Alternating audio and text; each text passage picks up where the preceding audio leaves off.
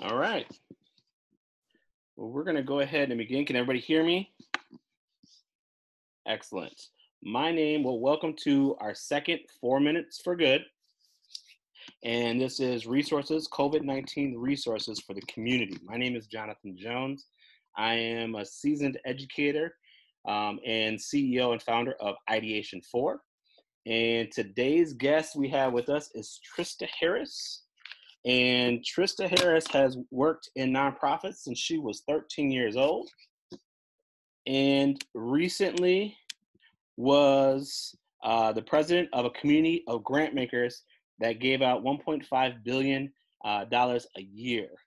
She's here to share one of her book, which is a resource called FutureGood. So I will let her go ahead and begin. Awesome. Hi, everybody. So I'm Trista Harris. I'm a philanthropic futurist, and I'm also president of FutureGood, which is a consultancy that helps foundations, nonprofits, and social purpose businesses understand how to both predict and shape the future. So to start us off, I'd like to ask the question, what is futurism, Ms. Harris? Yeah, so I became a futurist back in 2008. I was running a foundation and the stock market collapsed, and we had to figure out what to do with a lot less money. And as I was searching for tools, I found futurism as a resource. So futurism just helps you notice signals or hints that exist in the present that help you understand what the future is going to look like. So it's not sort of a magic 8-ball or a crystal ball. You're really trying to get an understanding of what things that are happening in the present, what they might look like in the future, and developing the skills to be able to do that. Thank you. Can you tell us a little bit about your book, and can you tell us why you decided to make your book? For those of you who are joining us, Trista has decided to make her book available for free as a download. Can you tell us why you decided to do that? Yeah, so I wrote the FutureGood book because when I was looking for tools about understanding what was coming next, it was really difficult to find tools that were helpful for the nonprofit and foundation sectors. Their futurists usually work with businesses to understand what sort of things you want to buy next year, and the government to figure out who's going to hate us next. And I thought that people that do good for a living should have access to those same sort of tools. And so I wrote FutureGood as an easy to use guide to understand how to both predict the future and then understand how to shape it. The future isn't something that just happens to you. We create it with the decisions that we make today. And coronavirus has created a period of really rapid transition, which makes people really nervous. Humans like predictability and stability and sort of understanding here's what tomorrow is going to look like. We are not living in that sort of time. And so what futurism gives you is the opportunity to influence what that future is going to look like. So what I hope happens out of coronavirus is that we get much better about teaching kids remotely. Kids won't love this, but I think we've seen the end of the snow day because we really know that we can teach kids remotely. And so you don't get to watch that little ticker at the bottom of the TV screen anymore. I think it's also changed how people work. And so there were a ton of meetings that many of us had scheduled that were not important enough to sort of transition as we move through this crisis. I hope that we'll, as we move towards the future, keep this clarity about what's really truly important and what isn't, and let go of the things that are just filling our day but aren't helpful. This time at home, I think, is giving us a different idea about what family can look like. So how are you negotiating with the people that are living under your same roof? How do you keep some of those good habits? How do we work through some of the bad habits over the long time period that we're all stuck together?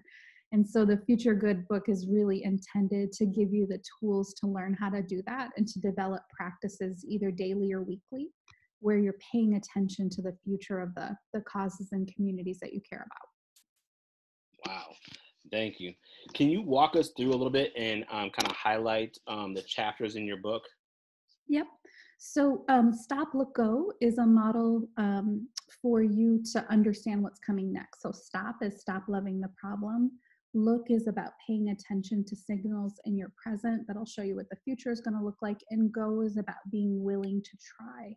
And the chapters are really broken down into those three different areas. And I think the other piece that's really important in the book is, how do you pull others along with you? So if you're inside an organization and you're trying to develop this future vision, if you can't get your team or your leadership or your board on board with you, it's really difficult to make that possible. And so there's tools in the book to help make the case for the future, and help other people understand that you really have control over what that future looks like, and that the future doesn't have to be this bleak thing that's coming towards us. The future can really be beautiful. Last question for you. Can you expound a little bit on chapter 3? You talk about stop loving the problem. Can you expound just a little bit on that, and what would be one step for us to take to stop loving the problem? What you mean by that? Yeah, loving the problem is where you spend all your time and energy describing how terrible things are. So we do this very well in Minnesota, and we do this very well in nonprofits, where we talk about how big the education gap is and how terrible the disparities are that we have. All those things are very true. But if you spend all your time and energy describing how terrible they are, you use up your energy to actually come to a solution.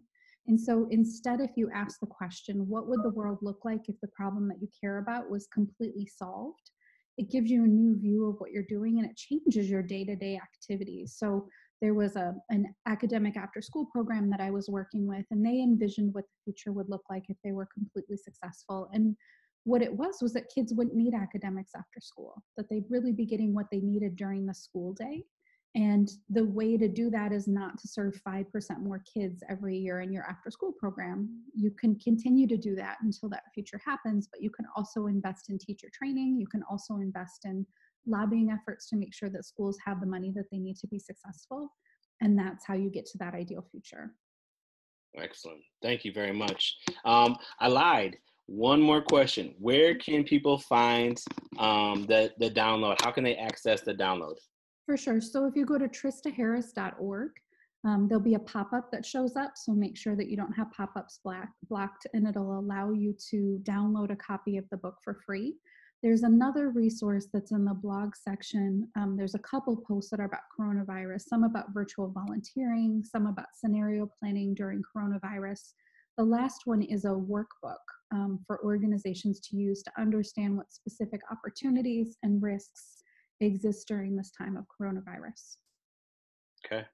Well, thank you very much for your time, and I'm glad there's a few people that were able to join us today. Please check out Ideation 4 on Facebook. We will be posting this video on there for others to benefit from this resource. Thanks for having me, Jonathan. I really appreciate it. Thank you. Have a blessed day. You too. Bye-bye. Bye-bye. Thank you for joining us today for another session of 4 Minutes for Good. Ideation 4 is a company that's focused on connecting ideas to resources. We focus on consulting, innovation, coaching, and workshops. We currently are working with the Minnesota Professional Educators Licensing and Standards Board. We're currently also putting together a publication that's going to be a resource for educators to find funding for their classroom needs. We're also currently working with Social Impact Strategies Group. And then most recently, we also have had, we've been hosting grant writing workshops, grant writing one-on-one workshops. Please join us tentatively April 24th when we welcome Minnesota Council of Foundations to talk about their Minnesota Disaster Recovery Fund. You can find out more information about Ideation 4 on social media. Please join our group here on Facebook, our private group, to get additional resources for your organization and community. Have a blessed day.